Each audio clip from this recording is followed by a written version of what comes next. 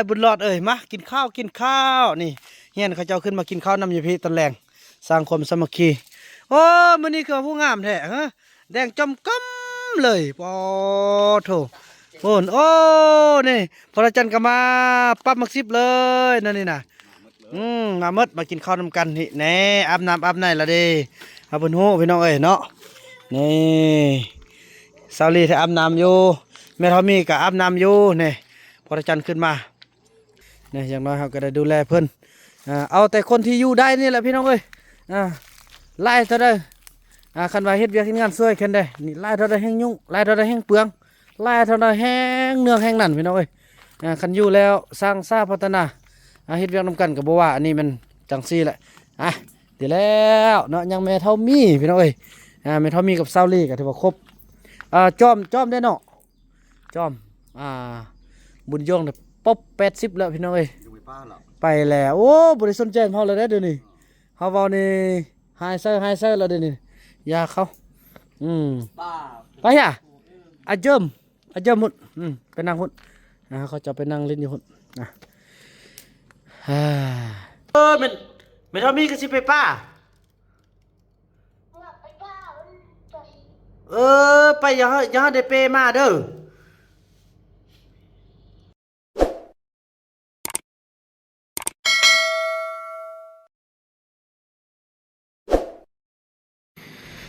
สบายดีท่านผู้ชมเนาะสบายดี FC ของบ่าวบ่นำกันเบิดสู่คู่สู่คนพี่น้องบ่ว่าสิอยู่ภายในหรือว่าอยู่ต่างประเทศกันมื้อนี้ก็เป็นอีกมื้อหนึ่งที่มีความหมายความสำคัญพี่น้องเอ้ย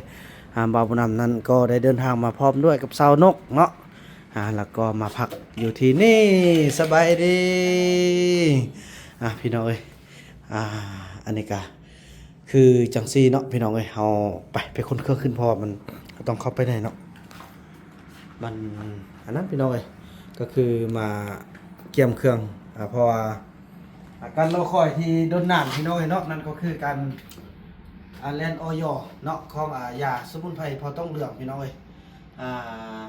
บ้านพักนี้ก็เป็นบ้านพักที่ทุกคนอาจจะเคยเห็นในเมื่อก่อนที่บ้านนั้นแล้วก็สนุกมาเขียนบินส่งเครื่องอย่างต่างเนาะแล้วก็มื้อนี้ก็มาพักนี้อีกครั้งเพราะว่าจะได้แล่นไปเว้าเรื่องหาวตักยาพี่น้องเพราะว่าข้าวดีแหละกว่าจะมาฮอดจุดนี้พี่น้องก็ใส่ความอดทนพยายามก็ถือว่าทางกรมอยเนาะอาหารและยาและก็สาธารณสุขแขวงสาธารณสุขเมืองเพิ่นจะเกี่ยมลงมากวดครั้งสุดท้ายแล้วพี่น้องเพราะว่าตอนนี้ก็ผ่านการวิจัยเนาะยาของพวกเฮาที่เอามาผลิตเป็นยาออกไปส่งสู่สังคมเนาะบ่ว่าจะเป็นลาวไทยต่างประเทศพี่น้องเนาะตอนนี้ยาของพวกเราก็ได้รับการนิยมกันทั่วโลกแล้วพี่น้องตอนนี้เนาะแต่ว่ายังบ่เป็นทางการนั่นก็คือใบออยก็ยังบ่ได้ออกมาเถื่อแต่แล้วพี่น้องมาฮอดมื้อนี้เพิ่นก็แจ้งมาแล้วจะลงมากวดออยแล้วก็เป็นกฎครั้งสุดท้ายนั่นก็คือโรงงานผลิตเฮาเนาะถ้าว่าผ่านก็ถือว่าออยออกมาก็จะได้เป็นบริษัทยาต้องเรื่องพื้นเมืองเนาะยาพื้นเมืองพอต้องเรื่องโดยถูกต้องตามกฎหมายพี่น้องเนาะเพราะตอนนี้การกวดกาก็ถือว่าผ่านหมดแล้วพี่น้องเนาะตัวยาของเฮานั้นก็บ่มีสารเคมีก็บ่มีสารเจือปนอีหยังต่างก็ถือว่าเป็นยาธรรมชาติจากป่าอีหลีพี่น้องเนาะก็ถือว่าบ่มีสารเคมีแล้วมาตอนนี้ก็ถือว่ายังแต่จะกดเบิ่งที่ผลิตเฮาเนาะนั่นก็คือทางการฟักการล้างการเก็บรักษาการผสมการตากอย่างต่างเนาะไปตอนนี้เราก็ไปค้นเครื่องเขาก็เราอาจจะไม่นั่งมาพ่นกันพี่น้องเนาะพี่น้องอันนี้ก็จะเป็นซับมันปันแล้วบุเซียที่เลยเนาะตัวน่าจะบอกกินอย่างเอาเข้าไว้ในมันก็ดีไว้ในเนาะ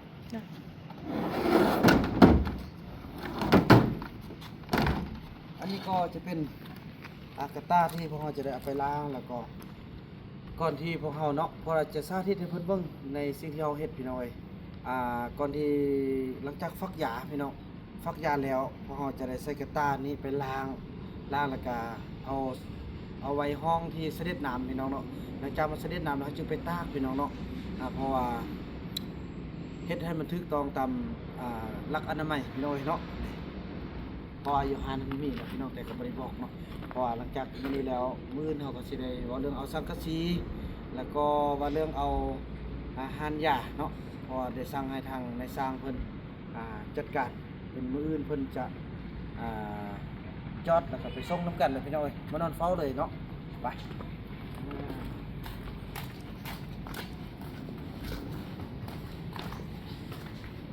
อันนี้ก็ได้เนาะ โดย มาเบิ่งมื้อนี้ว่ามีหยังได้พี่น้องเอ้ยเนาะอันหนึงก็ตานี่ต่อมาเพราะว่าสิได้ไปล้างรถเด้พี่น้องเอ้ยเราได้เอาออกแล้วต่อมาก็จะมีอันนี้จะเป็นสุดพี่น้องเนาะอาจจะเป็นสุดเสื้อแขนยาวอันนี้มันจะเป็นรองตีนเวลาผลิตบัดนี้นับแต่นี้ต่อไปเฮาก็จะได้พอเขาจะลงมากดสอบแล้วถูกต้องตามหลักอนามัยเฮาจะต้องได้ปฏิบัติตามคำแนะนำของสาธารณสุขเนาะโดยเฉพาะก็คือบ่รวมโดยเฉพาะก็คือกรมอาหารและยาพี่น้องเอ้ยอันนี้เป็นเสื้อแขนยาวแบบนี้แหละพี่น้องเอ้ยตัวเท่านี้มันอยู่แขนยาวแล้วก็จะมี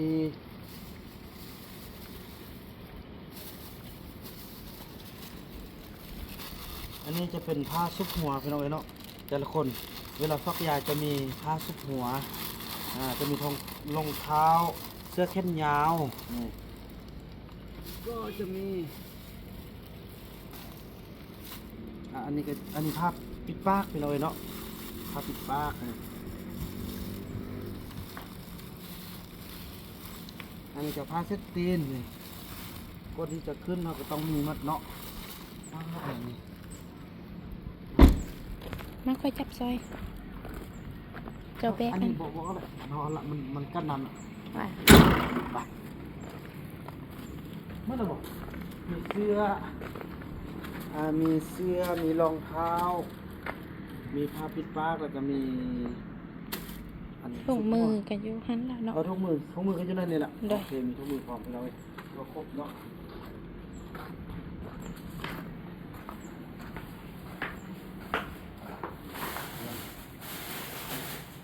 ให้ทุกคนได้เบิ่งพอมือเพิ่นลงมากวนเฮาก็บ่สะดวกในการถ่ายทำเนาะเพราะว่าแท้จริงน่ะมันก็ถ่ายทำได้แหละแต่ว่ามันหักแบบมันคือว่าเฮาเล่นเวียกเด้เนาะก็บ่ได้มีเวลาที่จะฮอดมื้อนั้นมาจะต้องอธิบายเลยพี่น้องนับแต่การบรรจุยานี่อย่างต่างก็หลายๆอย่างพี่น้องเนาะถือว่าสั้นๆพี่น้องพบกันตอนต่อไปเนาะเพราะว่าพวกเฮาก็จะเกี่ยมไปล้างรถอาบน้ำอันใดกินข้าวกินน้ำเนาะแล้วก็พบกันในมื้ออื่นพี่น้องก็เกี่ยมจะไปเอาสังกะสีเวียกงานที่ว่าต้องมาเฝ้าพี่น้องครับบ่ทันมื้อนี้เพราะอีกตึม3มื้อเนาะเพิ่นสิลงมาเนาะเวียกงานอื่นกันแล้วหมดแล้วยังแต่หานยาแล้วก็ว่าเรื่องบรรดาที่จะเกี่ยมอันสุดท้ายนี่ก็คือจังซี่แหละแล้วก็มีหลายๆอย่างพบกันในมื้ออื่นพี่น้องเนาะ มีน้องกับผาได้ไปนำกันนะน้องกับผู้ใดไปน่ะ ไม่เท่ามีก็สิไปป้าไปอย่าได้เปมาเด้อ อีจอมก็ไปป้ายจอม ไปแล้ว จอมพ่อกินอิ่มตอนน่ะเอื้อย แล้วอันนั้นบ่แล้วอันพุทธสิคั่วกินอันพ่อเฒ่าจันกินกับไอ้แพทย์บุญหลอด จ๊ะ แล้วพวกน้องสิไปจักมื้อ ชิมื้อ แล้วไปเราแม่เฒ่ามีแล้วส่วนแม่เฒ่ามีมาเด้อก็ไปรอแหละไอ้เป็นไอ้อัดคลิปเนี่ย น่ะ หลักฐานโอ้ เนาะจะอัดคลิปเห็นยัง อัดคลิปให้ FC ได้เบิ่งโอ้ว่าติ๊กโทรมาครอบสิเข้าป่า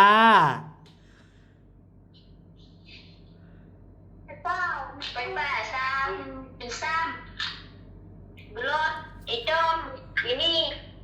น้อง แล้ว แต่ปุ๊บปูลชิมื้อ เฮือนซักกะแจเด้อ ใส่กระแจไว้เด้อถ้าลมเมียงก็เอาเข้าไว้นั่งเด้อ อืม อ่า ค่อยไปค่อยมาค่อยไปค่อยมาเบิ่งค่อยไปค่อยมาเบิ่งบุญรอดเด้อ โดยไอ้ อืม โดยอีหากันไปห้วยใด ใส่ไว้ทำขึ้น ไปห้วยน้ำเงิน ไปห้าง โอ้ ไปห้างไปห้อย ย่าคันไปพูดในแม่เฒ่ามีบ่หาไปยันเราสิมาบ่ได้เราจ้อย จ้อยไปห้างดีไว้น้ำยางนี่ เออพอจะห้วยแม่แล้วก็กลับพอแม่เฒ่ามีมันนึงไปแล้วมันตายแล้วมันจ้อยไล่แล้ว ไปห้วยน้ำเลี้ยงแล้วก็กลับคืนมาเด้อ อืม ส่วนนั้นเด้อไอ้ โดยเดินทางปลอดภัยเด้อหูขอบเด้พี่น้องเอ้ย สร้างหูขอบเนาะ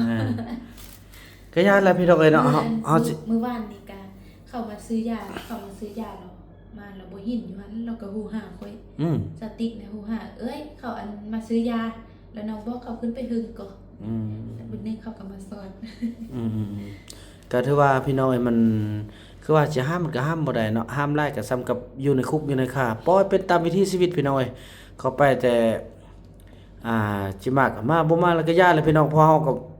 หมดความสามารถแล้วเฮาเฮ็ดทุกสิ่งทุกอย่างแต่ก็ยังดีที่ว่าไปทางใดก็ถูกขอบทั้งก็ดีก็ถูกขอบหยังต่างว่าสิไปหยังต่างเนาะก็แต่ว่าเป็นห่วงไม่เท่ามิตรมีพี่น้องเนาะถ้าไปนี่บ่คันเว้าคุหมดซะพี่น้องถ้าเจ็บนี่บ่นำบ่มีความสามารถไปเอาได้แล้วเพราะมันฮอดจุดนี้บ่นำอิ่มตัวแล้วพี่น้องเอ้ยบ่นำก็เมื่อยขึ้นภูขึ้นภาพบ่ไหวแล้วพี่น้องเอ้ยคันไปตัวเองผู้เดียวให้ได้สิไประดมสิไปเปไปแจกเป็นไปบ่ได้แล้วพี่น้องเอ้ยเนาะพี่น้องเอ้ยว่าจังซั่นแหละพี่น้องเนาะ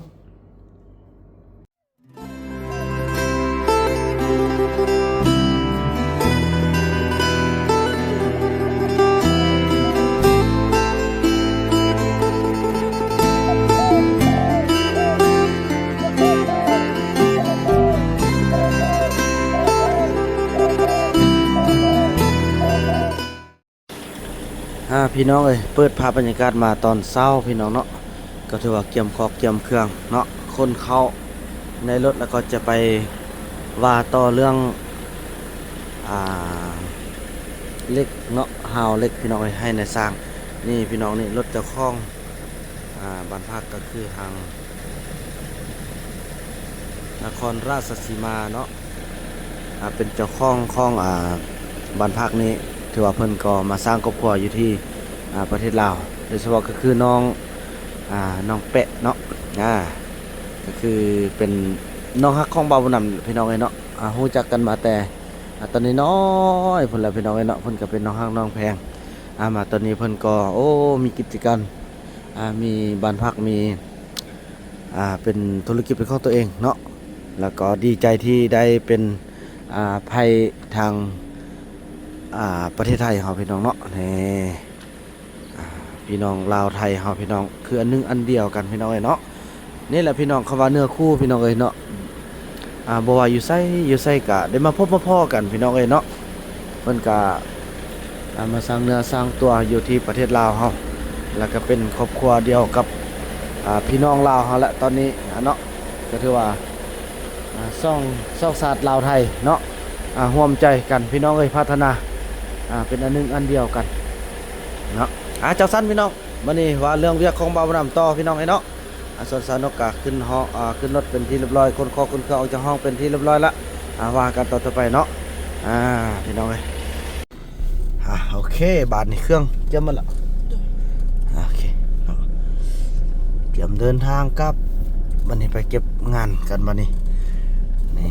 เพิ่นกำลังจะไปส่งลูกเพิ่นเด้พี่น้องเนาะได้ลูก2คนเด้พี่น้องลูกฟ้าแฝดพี่น้องเอ้ยลูกหญิงเด้นี่เพิ่นออกมาหันแล้วนี่ขอบเพิ่นละกลับก่อนเนาะนี่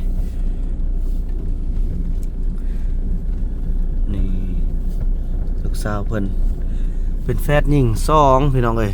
ตอนที่ทวิตเนาะตอนไปตอนยังน้อยนะตอนนั้นนี่น้องเป๊ะเนาะเพิ่นบ่มีนี่ครอบครัวเพิ่นบ่แบบว่ากำลังสร้างนะพี่น้องเอ้ยเนาะทางอายนี่พี่น้องส่งก็ส่งเป็นแบบเฮือนส่งแบบแปลกโกโมได้พี่น้องเอ้ย ก็ได้พาเพิ่นไปส่งอันห้องหม้อได้พี่น้องเอ้ยน้องทางซ่องนะก็ได้ดูแลกันแต่ตอนนั้นหั่นแหละตอนนั้นอายเพิ่นก็ยังกำลังหาเงินได้พี่น้องอยู่เฟอร์นิเจอร์เนาะ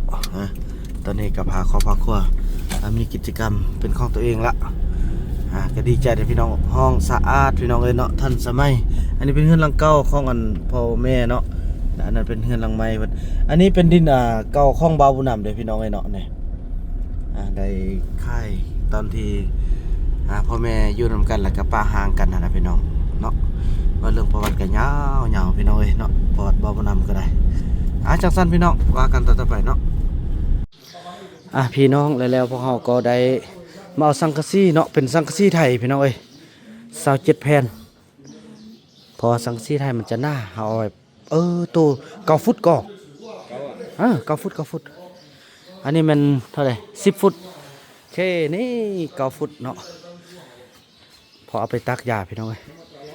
มา27แผ่น27แผ่นพี่น้องเอ้ยเนาะ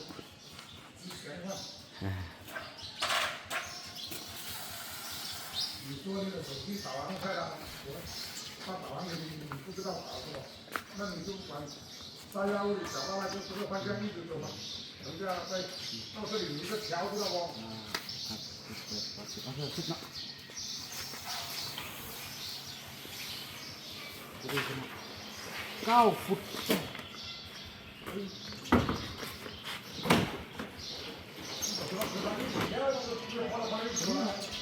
เป็นความเนาะ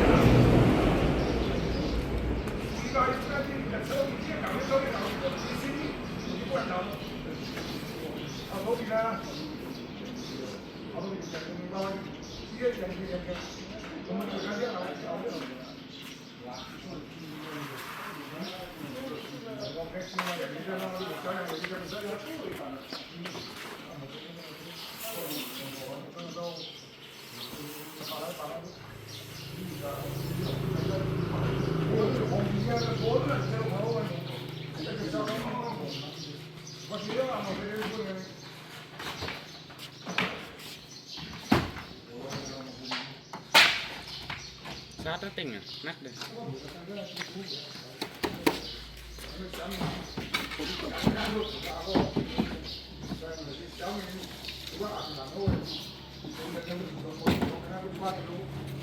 ลองเลยเอาล่วงเอาบ่อย กินคือเอามาสิไหนน้อยขึ้นหูกินลงสิไหน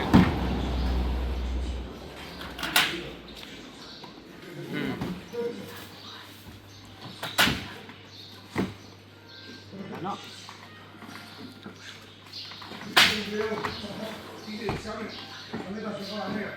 โอเคพี่น้องจ่ายเงินกันโอเคพี่น้องเนาะตอนนี้เขาก็ได้เอาสังกะสีขึ้นรถเป็นที่เรียบร้อยเดินทางกลับบ้านกันบาทนี่โอ้ซาสบูนี่ระวังตกเด้อให้น้องๆเอาไว้ในก่อนย่อเนี่ยไว้ในนี่เด้อข้างในก็เป็นอุปกรณ์อย่างต่างเฮาเนาะส่วนเล็กจอดเนาะฮาวเล็กนั้นนายสร้างกำลังจะไปเอาอยู่หันเนาะพอเบาน่าจะมุ่งหน้าไปก่อนเพราะเดี๋ยวนี้ตัวแทนยาที่ส่งยาทางโรงพยาบาลทางนครหลวงจันทร์ก็ถือว่าคาดยาพี่น้องก็จะได้ไปบรรจุทุ่งยาแล้วก็จะส่งให้ก็ถือว่าบ่ทวงบ่ทันพี่น้องไล่เวียกได้เล่นไปเล่นมาเนาะโอ้ขอโทษนำทางลูกค้าหลายๆเนาะที่ว่าบ่ทวงบ่ทันพี่น้อง นี่แหละก็อดสู้พี่น้องเป็นครั้งสุดท้ายที่เพิ่นจะมากวดแล้วก็ผ่านเฮาก็จะได้ใบออยค่ายถูกต้องตามกฎหมายเดี๋ยวนี้ถือว่าทุกอย่างผ่านหมดแล้วพี่น้องเอ้ยยังแต่บอนผลิตเนาะที่พวกเราจะต้องเอาจะใส่แล้วก็แนะนำนี่อันนี้เนาะเป็นอาหารเล็กที่ให้ในายสร้างเพิ่นซื้อเดี๋ยวน้ำลังเนาะพี่น้องเนาะส่วนสังกะสีนี่ก็ถึกอยู่2,700,000กีบพี่น้องเอ้ยเนาะไปเดินทางพบกันตอนต่อไปพี่น้องเอ้ยเนาะพี่น้องเอ้ยแล้วเฮาก็เดินทางมาฮอดนี่พี่น้องอันนี้คือที่ว่าเฮาจะสาธิตเบิ่งเนาะเพราะว่าจะได้ไปล้างไม้หมดพี่น้องเอ้ยอันนี้จะเป็นบ่อนที่เฮาจะเวลาฟักยาเนาะฟักยาแล้วเฮาจะไปตากพี่น้องเอ้ยเฮาจะได้ใส่กระตาล้างแล้วก็ปะให้มันเสด็จน้ำเนาะเสด็จน้ำแล้วก็เอาไปตากพี่น้องเอ้ยเนาะก่อนที่จะไปตากเฮาต้องได้ล้างน้ำให้สะอาดเพอยานมีขี้ดินขี้หยังต่างเนาะแต่ว่าเวลาฟักนี่ก็สิมีการป้องกันอีหยังต่างทุกอย่างหั่นล่ะแต่ก็ว่าตอนที่เพิ่นจะมากวดพี่น้องเนาะส่วนสังกะสีนั้นเฮาเอาไว้นี่เป็นที่เรียบร้อยพี่น้องเอ้ยเนาะนี่ท่าทาง2คนยกพอดีเนาะตากพี่น้องเอ้ยเขาจะทำหมดเด้เวลาตากเฮาตากจากแดดตากแบบใดห่างจากดินเท่าใดพี่น้องเอ้ยเนาะก็ถือว่าเป็นขั้นตอนสุดท้ายแล้วพี่น้องเอ้ยหวังว่าคงจะผ่านทุกอย่างแล้วก็ได้ใบออยเป็นลิขสิทธิ์อย่างถูกต้องตามกฎหมายพี่น้องเนาะว่ากันต่อไปพี่น้องเอ้ยเนาะพี่น้องเอ้ยแล้วเนาะพอเฮาก็ได้อนามัยสถานที่อย่างต่างๆสำเร็จอันนี้เป็นห้องที่พวกเฮาล้างยาเนาะแล้วก็อนามัยก่อนที่จะเข้ามาฟักนี่พี่น้องเนาะยาที่พวกเฮาจะเอามาฟักเขาก็จะได้ล้างรอบนึงเขาจะเอาเข้ามาพี่น้องมาฟักอยู่ในนี่เฮาเอาซัดมันพี่น้องเอ้ยเนาะซัดมันปูเป็นที่เรียบร้อยแล้วก็จีห้องโดยอันกระแสดำโอ้พี่น้องลมเย็นดีขนาดพี่น้องเอ้ยเนาะโอ้ดูสุดยอดเลยนี่เท่ากับปูเป็นที่เรียบร้อยเนาะซัดตัวเก่าเนี่ยเขาจะได้ออกไปไว้ก่อนสาวติ๊กบุญรอดสาวติ๊กว่าสิไปป้าเกี่ยมเครื่องแม่เท่ามีก็เต็มเปอยู่ลุ่มพุ่นแหละพี่น้องเอ้ยบ่ห้ามพี่น้องเอ้ยบ่อันทงนึงน่ะเนี่ยทงนึงประมาณ20ไปโลก็ถือว่าเอาเครื่องไปได้เอาข้าวสารไปปักเลยมาก็ลุงว่าเบอร์ไปอัดยาได้เงินไปปุ๊บเขาก็จะมาอัดยาพี่น้องเนาะไปกับไปบ่มันก็บ่ห้ามละเนาะพาสิไปพาสิอยู่บ่สนใจพี่น้องเอ้ยอยู่ก็ดูแลไปก็หมดการเทคแคร์เท่านั้นพี่น้องเอ้ยมุ่งมั่นใส่การทำธุรกิจนี้ให้มันห้องฮับเขาเจ้าเขาแหละได้เงินกะเฮ็ดให้เฮ็ดหน้าเพื่อเอาข้าวนำไว้ให้เขาเจ้ากินพี่น้องเอ้ยเนาะพัฒนาหมู่บ้านอยู่ผู้หนึ่ง2 คนก็อย่าแห้งบ่มีภาระพี่น้องเอ้ยเนาะจักสั่นเลยพี่น้องเนาะว่ากันต่อไปพอจะได้ออกไปเบิ่งหาวยาเนาะของอันในสร้างที่ว่ากำลังเอามาเฮ็ดอยู่เฮือนพ่อเฒ่าพี่น้องมาพอไฟมันจะมีอยู่เฮือนพ่อเฒ่าแล้วก็จะเอาลงมาใส่ลุ่มหุ่นพี่น้องเนาะบางทีตากเนาะเอาบนลุ่มเลยสังกะสีก็เอามาละเนาะไปว่ากันต่อไปพี่น้องพี่น้องแล้วเนาะก็ได้ออกมาฮอดบ้านของแม่เฒ่าแล้วพี่น้องเอ้ยสถานที่นี้ก็แบบว่ามันห่มเย็นเด้นี่เล็กก็ได้มาฮอดมาถึงแล้วเนาะกำลังจอดกันพี่น้องเอ้ยจำนวน3ห่าวกันนี่โอ้ไปเบิ่งบอลอันเคยอยู่เคยนอนแต่เก่าพี่น้องเอ้ยความทุกข์ความยากตะกี้นะนี่เนาะหลายคนหลายท่านอาจจะเคยเห็นเนาะนี่ตอนนี้ก็โอ้พี่น้องเอ้ย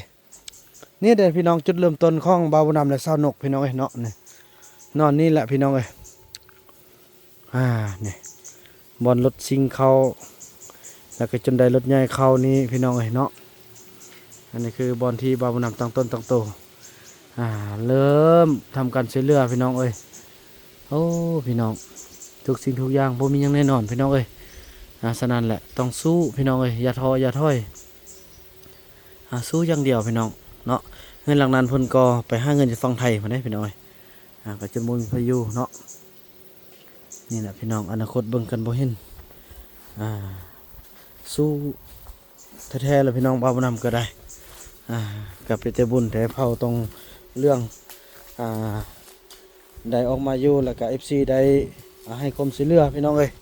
ก็จึงมามีจุดนี้มีมื้อนี้พี่น้องเอ้ยเนาะสู้ต่อไปพี่น้องเอ้ยจังซั่นแหละว่ากันต่อไปเนาะจะได้เอาเบิ่งซอกของอยู่ของกินให้ในสร้างเฮากินข้าวกินน้ำก่อนพี่น้องเนาะพี่น้องเอ้ยแล้วเนาะก็ถือว่าเฮาได้ไปส่งสุดนึงแล้วพี่น้องเอ้ยเนาะยังเหลือ2สุดนี่โอ้นไอ้เฟืองเฮาก็มาพี่น้องเอ้ยเนาะถือว่าจอดแล้วก็เอาไปจอดแล้วก็เอาไปพี่น้องเนาะจังซี่แหละก็ถือว่าสิแล้วอยู่เนาะมื้อนี้เนาะจากสิค่ำพี่น้องเอ้ยพอมันใช้เวลาได้พี่น้องจอดเล็กจอดล่าอันใดก็ได้คนรับประกันเลยไปพี่น้องเอ้ยพบกันตอนที่พวกเราจะได้ไปตั้งไว้พุ่นมันครบแล้วก็จะเอาสังกะสีใหญ่พี่น้องเนาะเป็นหูเป็นทางกันพี่น้องมาฮอดนี้พวกเราก็จะได้แวะซื้อเครื่องดื่มให้ทางสาวติ๊กสาวลี่แม่เท่ามีเนาะพอเพิ่นให้ยาพี่น้องเนาะเพิ่นอันตามน้องนกเลยเด้ เท่3คนบ่ได้4น้องน้องนก น้อง น้องนกเจ้าเด้เอาอย่างค่อยบ่เอาแต่ค่อยกินอันนั่นล่ะมีอันทุกอย่างทุกใหญ่บ่พี่น้อง ประมาณเท่าไหร่คุณเท่าไหร่ ตรงอันสีเขียวหั่นน่ะ มีไปตัด เอาตับเท่าไหร่ ตัดนึงนะ เลย สักเจ็ดพัน โอเคเอาจาก3-4ตับ 4คนเข้าเอา3ตับก็ได้ไหม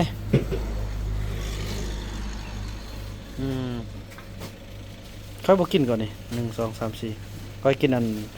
นำอันนั้นล่ะโอเคใหญ่สุดแล้วบ่ ตัวนี้จะใหญ่กว่าอีกหน่อยนึง เอาตัวนี้ ตัวนี้32,000ใหญ่กว่าหน่อยนึงบ่สู้ลื่นลายก็ เลย ตัวนี้จัดประมาณตัว42 ตัวนี้เขา มีจักรทงนี่ เขา มีทั้งหมด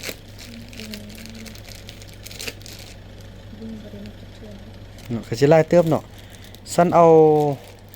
แต่ตัวนี้ก่อนบ่ตัวใหญ่สุดนี่ก่อนบ่เนาะโอเค อันนี้เข้า เนาะไปลองมาก่อนเนาะ อันนี้ใหญ่แล้วเข้าแปลว่าสาวทุ่งครับ อันนี้สาวทง โอเคแถวมาฮอดพี่แล้วพี่น้องเอ้ยปอดเธอนั่นนี่โอ้เฮ้ย เฮาอยู่ล่าเฮาบ่กินเลยเฮาอด นี่โอ้ปับมัก10เลยนั่นนี่น่ะ ใกล้จะแล้วแล้ว โอ้เฮ้ยอย่าปากแงกไอ้บนรถตื่นนี่นะโอ้โหมื้อนี้สุดยอดเลยพี่น้องเอ้ยเนาะนี่นั่นนี่โอ้หูจักเวียกจักงานนั่นนี่โอ้นี่คักผู้ใดบ่เฮ็ดแล้วบ่เอาเงินให้เด้อนะซ่อนให้เขาเจ้าฮู้ว่าผู้ใดเฮ็ดแล้วต้องได้เงินนี่จังซี่โอ้เนาะมันก็ปรับมัก10ซะโอ้นั่นนี่นี่เด้อเอาแวะให้บุญมีเด้อขี้อันนั้นเฮาตัวมันมุ่นเฮาจะได้ไปแจกให้คนที่บ่มีเงินพี่น้องเอ้ยเนาะเพราะเขาเจ้าข้อเขาเจ้าข้อไล่ก็เขาเจ้าข้อไล่ขนาดเด้คันเขาต้มเขาโตไว้กันเอาพาดกันนั่น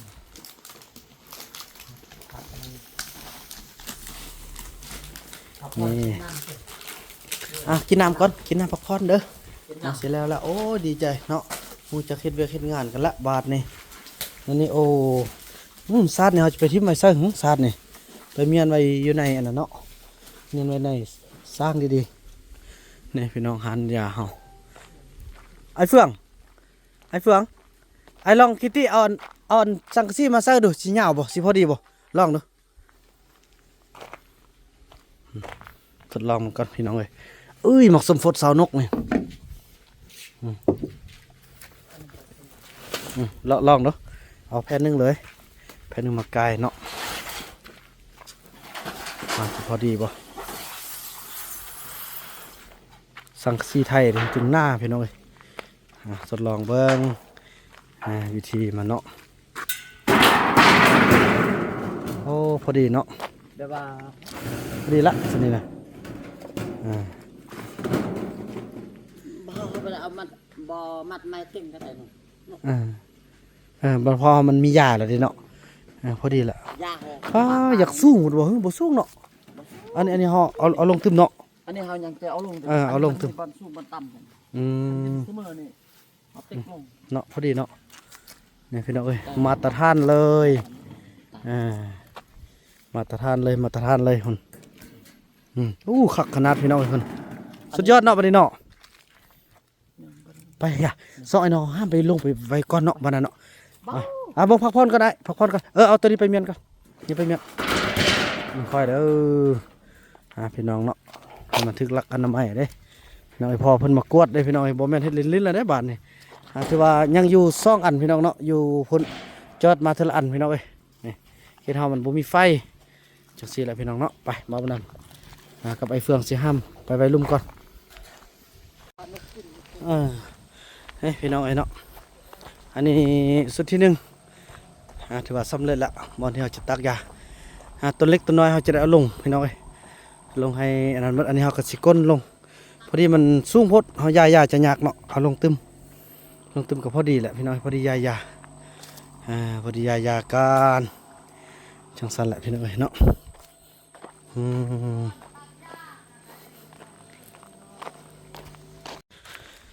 พี่น้องแล้วก็ถือว่าไม้ของพวกเฮาหรือว่าเล็กของพวกเฮาที่ว่าจอดก็ถือว่าสำเร็จพี่น้องเอ้ยเนาะเอามาทีละอันได้พี่น้องเอ้ยพอมันลอดประตูโค้งบ่ได้พี่น้องมันสูงเกินเนาะฉะนั้นเฮาได้ไปห้ามยางขึ้นมา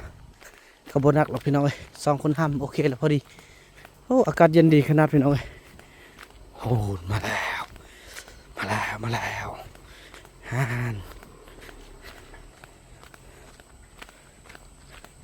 โอ้กกล้วยก็เริ่มเป็นหุบเป็นห้างละ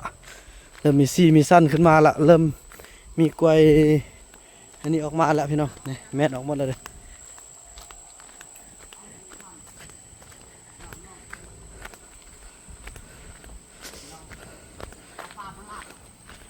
มากินข้าวนำร้านเด้อข้าวเฮ้ยพี่น้อง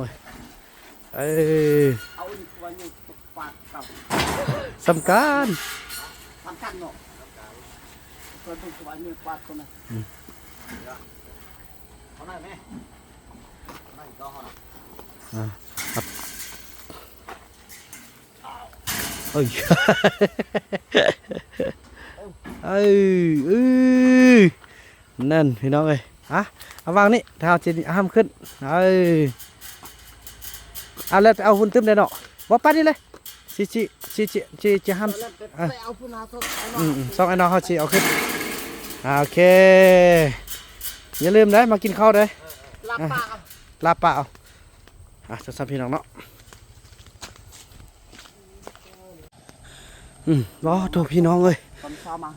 เฝ้านักเติบเนาะก็สิมฮอดพี่น้องเอ้ยจะได้40โล2คนห้ามเฮาจะได้เฮามาเลี้ยงมันแล้วจึงได้ก้นที่เข้าลงให้มันต่ำตึมพี่น้องเอ้ยป้าเนาะเบิ่งดินนี่ก็ดินสูงดินต่ำว่ะเนาะ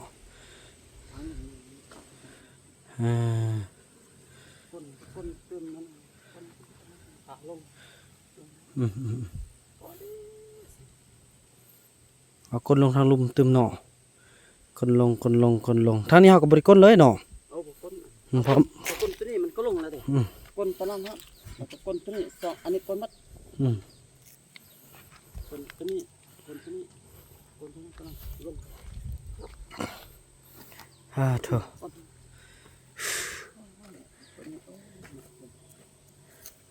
แล้วเอาไปต่อตึมอันพุ่นบ่บัดนี้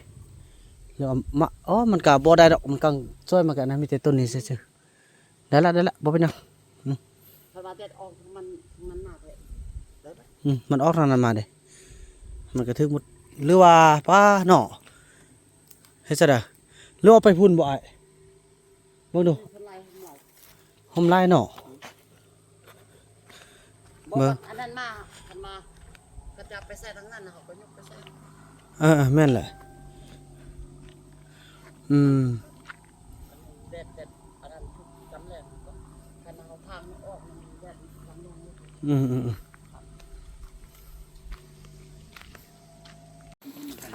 ถือว่าพี่น้องเอ้ยแล้วเนาะทางในสร้างเขาก็เอามาบ่าวบุญนำก็ได้ค้นลงไป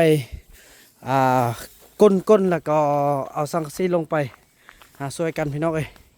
ไปย้ายไปใกล้เบิ้งไปพี่น้องเอ้ย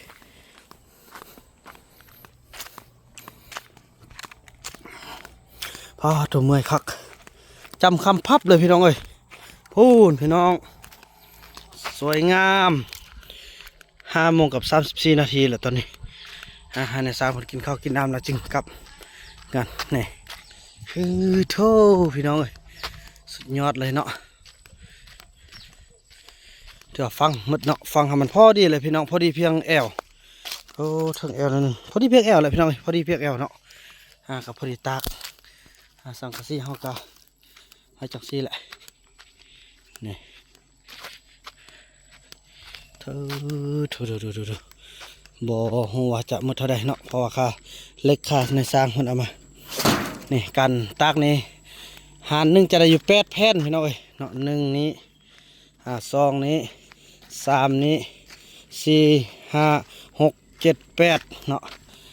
เอามาแสดงว่าเรืออยู่3แผ่นเพราะเฮากินอะไรเพื่อไว้พี่น้องเอ้ยเนาะก็บ่เป็นหยังเฮาเอาไว้ไปเฮ็ดอันอื่นก็ได้นี่สังกะสีไทยได้พี่น้องเนาะนี่หนังสือนี่เห็นบ่ตราเนี่ยก็อ่านว่าจังไดนี่ตรา MC เนาะตรา MC นี่เป็นสังกะสีมาแต่ไทยได้พี่น้องเนาะว่ามันนำเลือกเอาสังกะสีไทยเพราะมันได้คุณภาพมันหนาพี่น้องเอ้ยเอาไว้ตักมันก็จะให้ความร้อนไล่แล้วก็ดนเนาะคำเป็นสังกะสีลาวเนี่ยว่าคุ้มหมดซะพี่น้องเอ้ยเฮ็ดซะนี่สิจิกเอามือจิกนี่ก็ได้นะบิกระคาดบ่แม่นเว้าพี่น้องเอ้ยเนาะผู้ใดได้ใส่แล้วอาจจะฮู้พี่น้องเอ้ยอันนี้เนี่ยโอ้จิกบ่คาดได้นี่เนาะหน้าได้พี่น้องคุณนี่โอ้โทษพี่น้องเอ้ยสุดยอดเลยสวยงามเฮามื้อนี่เฮาจะเริ่มได้ตากเบิ่งว่าแผ่นหนึงมันจะได้จักซอบเนาะแผ่นหนึงนี่คันได้เครื่องซอบก็โอเคอยู่เนาะน่าจะ3แผ่นต่อซอบบ่พี่น้องเอ้ยเนาะเบิ่งก่อนเบิ่งมื้ออื่นเนาะเอาอื่นว่ากันต่อไปงบประมาณในการซื้อตัวนี้ก็2,700,000แล้วก็นี่เนาะค่าเล็กค่าสร้างเดี๋ยวเอาไปเบิ่งกันพี่น้องเนาะว่าจะหมดกันเท่าใดเนาะพี่น้องไปโอ้พี่น้องงามบรรยากาศเกษตรอนามัยนี่บัดนี้วันนี้ที่จงแต่ต้นไม้ใหญ่นี่เนาะอนามัยดี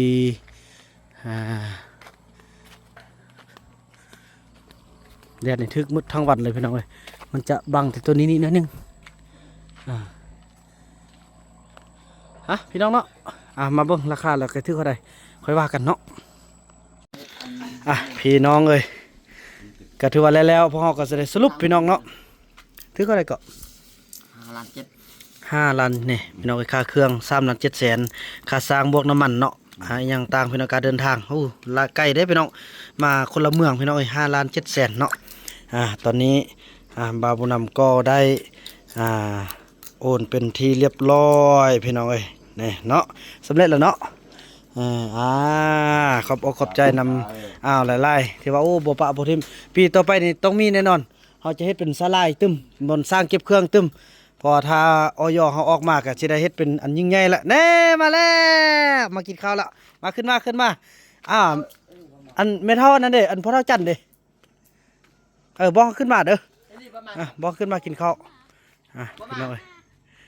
บ่นึงกันมาโอ้ไอ้บุญรอดเอ้ยมากินข้าวนี่เฮียนเขาเจ้าขึ้นมากินข้าวนำอยู่พี่ตอนแรง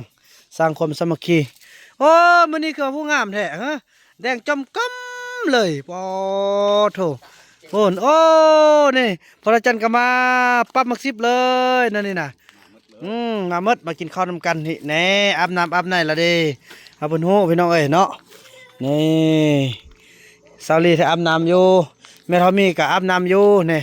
พระจันทร์ขึ้นมาบอกอันเฮียนเพิ่นย่างขึ้นย่างลงพี่น้องเอ้ยพออยู่แต่เฮือนนอนแต่บ้านมันก็บ่ได้เรื่องเด้พี่น้องเอ้ยเนาะอันนี้ปีหน้าก็หลังจากที่โคนเขาไม่หมดก็สิแม่นว่าเรื่องปลุกศาลาต่อแล้วพี่น้องเอ้ยว่ามันศาลาก็เก็บสร้างเก็บเครื่องนะต่อไปนี่พี่น้องเอ้ยเนาะปีนี้ก็ได้สำนีแล้วพี่น้องเอ้ยเถอะโอ้ถ้าบ่มีไอ้เฟืองเข้ามานี่ตายแน่ๆแย่แน่ๆพี่น้องเอ้ยอ้าวจังได้เมื่อยเนอะเมื่อยโอ้ปะนี้อย่าเพิ่นฮู้ได้ว่ามันฮอดหัวพูดแล้วเพิ่นปะนี้ไปไปนั่งกินข้าวพุ่นพอดีใจพี่น้องเอ้ยเนี่ยอย่างน้อยเราก็ได้ดูแลเพิ่นเอาแต่คนที่อยู่ได้นี่แหละพี่น้องเอ้ยไล่เท่าใดคันว่าเฮ็ดเวียกเฮ็ดงานช่วยกันได้นี่ไล่เท่าใดแห้งยุ่งไล่เท่าใดแห้งเปลือง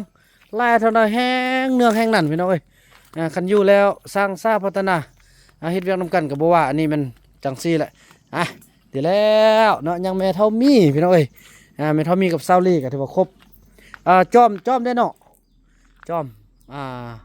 บุญยงเนี่ยป๊อบ80แล้วพี่น้องเอ้ยไปแล้วโอ้บริสุทธิ์ใจเฮาเลยเดี๋ยวนี้เฮาเว้านี่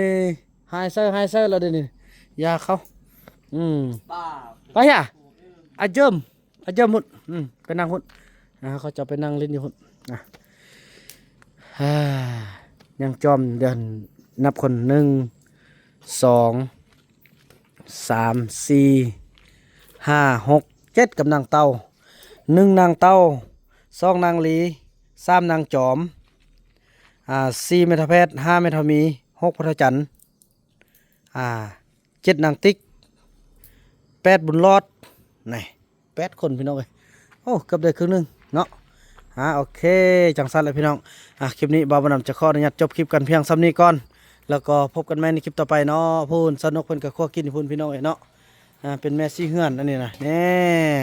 แต่งอยู่คั่วกินพี่น้องเอ้ยเนาะ